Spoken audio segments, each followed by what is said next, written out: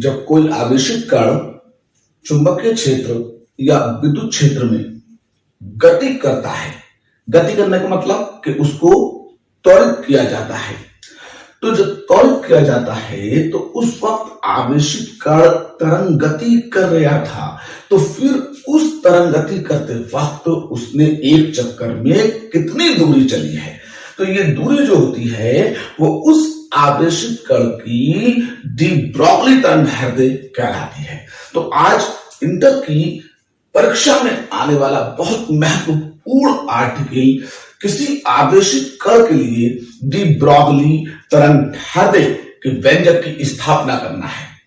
तो अब आवेशित कण के कोई पैर तो होते नहीं है कि आवेशित कण आएगा और अपने आप जो है वो चलने लगेगा, यानी कि आवेशित कण को आपको, मुझे या किसी और को विराम अवस्था से गति की अवस्था में उसे लाना पड़ेगा। और जब वो विराम अवस्था से गति की अवस्था में आएगा तभी तो वो गति करेगा, तभी तो उस पर गतिज ऊर्जा की अभिधारणा लगेगी, तभी तो किया गया कार्य जो होगा वो उसकी गतिज ऊर्जा के समतुल्य होगा। तो यहाँ ढेर सारी बातों को एक छोटे से समीकरण को लेके चलते हैं और देखिएगा जब भी हम, ठीक है, डी ब्रॉगली तरंगदैर्घ्य की बात करें उससे पहले देख लिया करें कि आवेशित कण का उसने कोई नाम दिया है या खाली सिर्फ एक जनरल सी बात कह दिया है कि आवेशित कण के लिए डी ब्रॉगली तरंगदैर्घ्य की स्थापना कीजिए।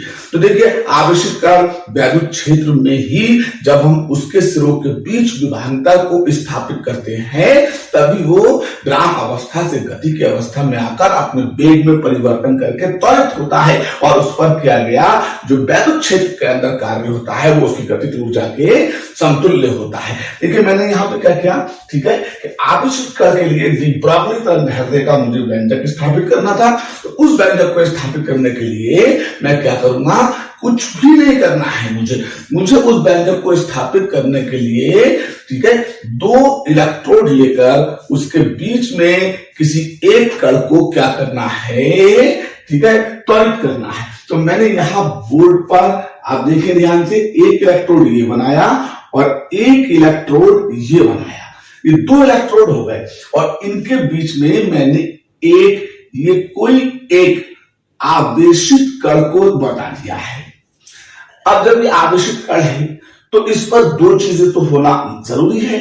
पहली कि इस पर आवेश की मात्रा होगी, तो जिसे हमने Q कह दिया, क्वांटिटी Q कूलाम इस पर आवेश की मात्रा है। और दूसरा इसके पास में जो है वो इसका द्रव्यमान है। क्या है? द्रव्यमान है। और अभी ये आवेशित कण किस अवस्था में है? ये अपनी विराम अवस्था में है। अब आपने क्या किया, एक इस इलेक्ट्रोड पे और एक इस इलेक्ट्रोड पे, जिसे आप कैथोड और एनोड का नाम दे दें, कैथोड और एनोड का नाम दे दीजिएगा। इस इलेक्ट्रोड और इस इलेक्ट्रोड के बीच में आपने क्या किया है, जैसे ही विद्युत विभवांतर को स्थापित किया, क्या किया, विद्युत विभवांतर को स्थापित किया, तो ये आवेशित कण अपनी विराम अवस्था से गति की अवस्था में आ गया और एक सिरे से दूसरे सिरे की ओर गति करने लगा। एक सिरे से दूसरे सिरे की ओर गति करने लगा, यानी कि इसने क्या प्राप्त कर लिया है, वेग प्राप्त कर लिया है। और जब इसने वेग प्राप्त किया है तो तरंग गति करता हुआ जब ये एक सिरे से दूसरे सिरे की ओर जाएगा तो फिर उसी में उसने हमसे इसकी तरंग दैर्घ्य का व्यंजक पूछा है।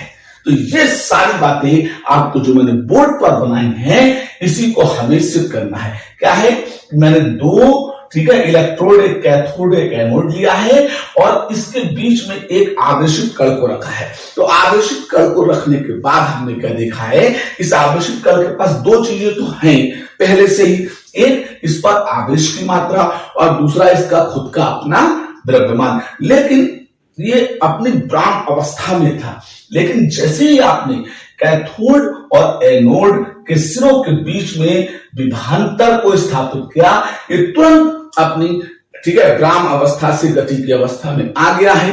तो विभवांतर को स्थापित करने के लिए आपने इसके साथ में क्या किया, ठीक है, कार्य किया है। तो अब उस कार्य से क्या प्राप्त हुई, गतिज ऊर्जा प्राप्त हुई। तो यहां पर जो होगा वो इसे त्वरित करने के लिए, किसे, कण को त्वरित करने के लिए किया गया कार्य, ठीक है, किया गया कार्य, ये इसकी गतिज ऊर्जा के बराबर होगा। क्या होगा, ये त्वरित करने के लिए किया गया कार्य इसकी गतिज ऊर्जा के बराबर होगा। तो इसका मतलब गतिज ऊर्जा जो होती है वो क्या होती है, 1/2 mv² होती है। और किया गया कार्य, ठीक है, ये आपका Q और V होगा, क्योंकि वैद्युत क्षेत्र की परिभाषा और विभवांतर की परिभाषा से, ठीक है, V बराबर W/Q होता है। तो इसलिए किया गया कार्य W बराबर V × Q के बराबर रख देंगे। अब यहां से हम इसके वेग को निकालना चाहें तो हमने तिरछी गुणा करके दो जो है वो Q और V के साथ भेज दिया, दो जो है वो Q और V के साथ भेज दिया। बचा क्या, यहाँ पे m बचा और v² बचा।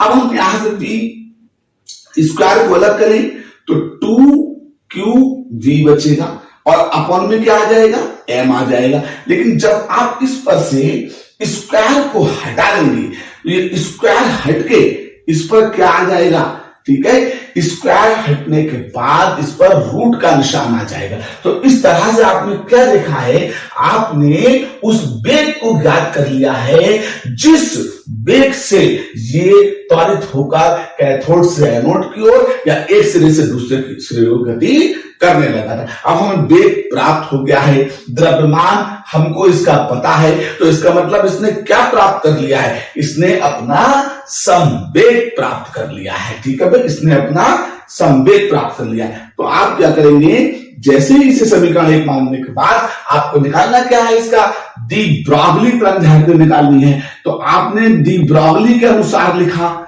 ठीक है, डी ब्रॉगली के अनुसार और डी ब्रॉगली के अनुसार जब आप इसकी तरंगदैर्ध्य का सूत्र लिखेंगे तो इसकी तरंगदैर्ध्य क्या होगी, लैम्डा बराबर h/p होगी, लैम्डा बराबर h/p।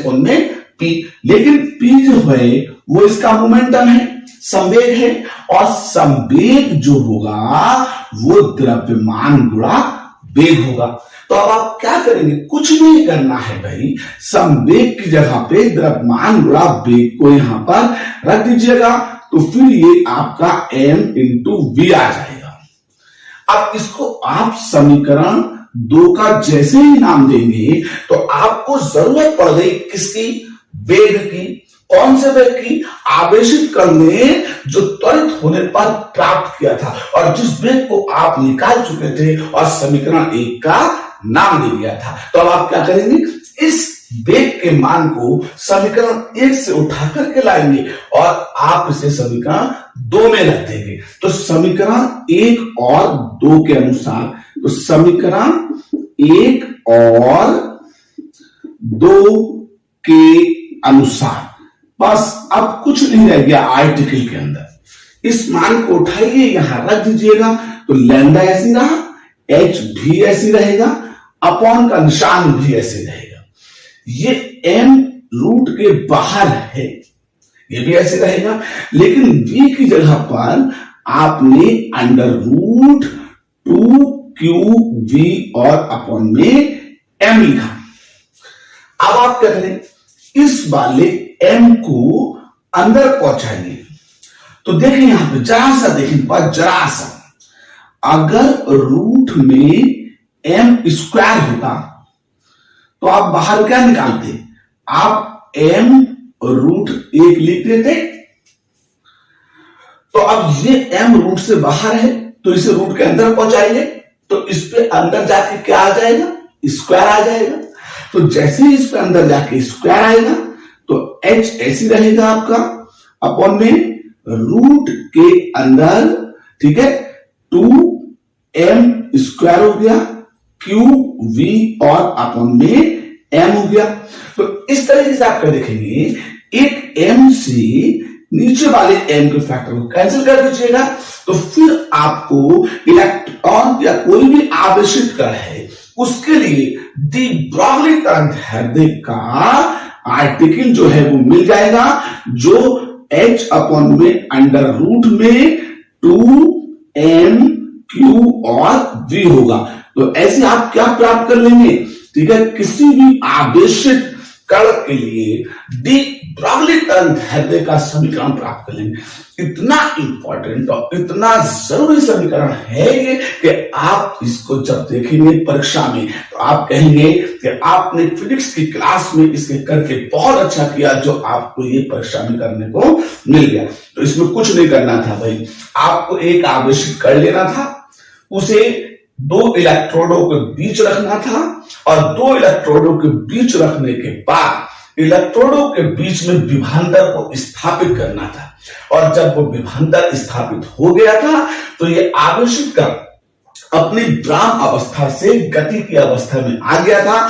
जब गति की अवस्था में आ गया था तो इसे ब्राह्म अवस्था से गति की अवस्था में लाने के लिए हमने जो कार्य किया था वो विभवांतर को स्थापित करके किया था, और उस कार्य से इसने जो प्राप्त की थी वो इसकी अपनी गतिज ऊर्जा थी। तो इन केस किया गया जो कार्य होगा वो उसकी गतिज ऊर्जा के समतुल्य या बराबर होगा। तो आपने गतिज ऊर्जा को किए गए कार्य के बराबर रखा और फिर यहां से आपने उसने जिस वेग को प्राप्त किया था उस वेग का, ठीक है, मान निकाल लिया। और जब ये वेग का मान एक समीकरण के रूप में आ जाए तो फिर अब हमारा टारगेट जो था वो इस आवेशित कण के लिए डी ब्रॉगली तरंगदैर्ध्य को निकालना था। तो फिर हमने क्या किया, जब हमने जैसे ही डी ब्रॉगली तरंगदैर्ध्य का सूत्र लिखा, किसी की डी ब्रॉगली तरंगदैर्ध्य h अपॉन में p होती है, ये जनरल एक इक्वेशन आप याद कर लिया करो, जिसमें h प्लांक नियतांक होता है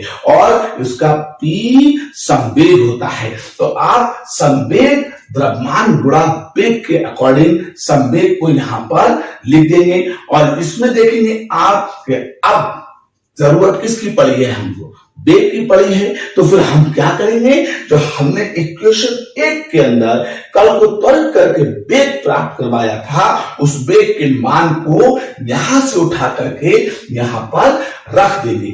इस तरह से हम फिर उसके बाद क्या देखेंगे, जरा सी कैलकुलेशन थी, जो एक रूट के बाहर m आ गया था उस m को रूट के अंदर तक पहुंचाना था। तो जब स्क्वायर का मान आधा बाहर आता है तो अंदर जाकर उसकी घात दुगनी हो जाएगी। तो आपने देखा एक m से m क्या हो गया, कैंसिल हो गया। तो फिर आपको आवेशित कण के लिए, ठीक है भाई, क्या मिल गई है, डी ब्रॉगली तरंगदैर्ध्य की समीकरण मिल गई है। अब क्योंकि तरंगदैर्ध्य चली गई क्या होती है, एक चक्कर में दूरी होती है, तो दूरी की मात्रा को अगर बड़ा करके लिखें तो मीटर और छोटा करके लिखें तो एंगस्ट्रॉम लिख के छोड़ आएंगे।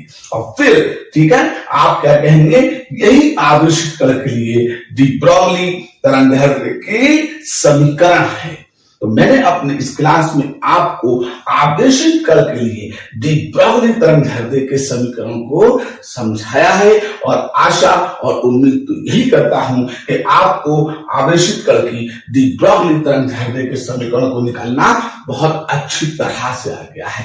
अगर आ गया है तो आप प्लीज इसे एक बार प्रैक्टिस में जरूर लीजिएगा, और फिर देखिए इससे आधारित किसी तरीके का वो आर्टिकल पूछे या फिर इसमें आंकित वैल्यू को रख करके कोई एक कॉन्सेप्ट को बना करके आपके सामने एक आंकित प्रश्न को रखे, आप किसी तरह की भी प्रॉब्लम को बड़ी आसानी से क्या करेंगे, सॉल्व कर लेंगे। तो अब आज की क्लास में बस इसके लिए तो इतना ही। अगली फिजिक्स की क्लास में मैं आवेशित कण के नाम को लेके डी ब्रॉगली तरंगदैर्ध्य के समीकरण को सिद्ध करूंगा। तब तक के लिए अगली क्लास का इंतजार कीजिए और इसे प्रैक्टिस में करना शुरू कीजिए। जय हिंद, जय भारत।